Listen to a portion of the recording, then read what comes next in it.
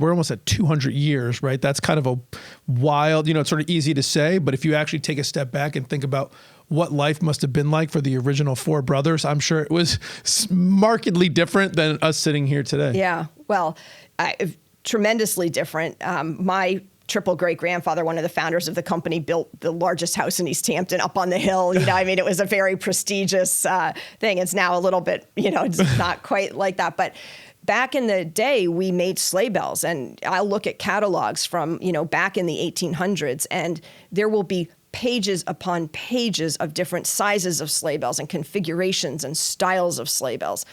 Today we make 3 sleigh bells. We make a 1 inch, a 1 1/4 inch, and a 1 1/2 inch, and then we make one big guy that can hardly be called a sleigh bell, but it kind of is. And because back then sleigh bells were required on sleighs going over the snow. So as a safety mechanism, right? You couldn't hear a sleigh coming, so you needed a bell to alert you that it was arriving.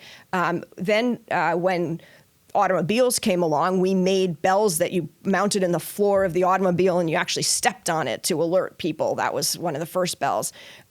When things like dishwashers and washing machines and dryers came along and everything, we made the bell that went inside every one of those. So if an alarm went off, it was actually a bell, a real bell. It was not an electronic noise. Yes, really? It was. Every cash register. Every time, Yes. if anybody, Ding. old enough to remember the cash register drawer opening, which you don't see anymore, boom, that binging sound was a bell. So those changes when the electronic bell, we have faced several major pivot points in the category.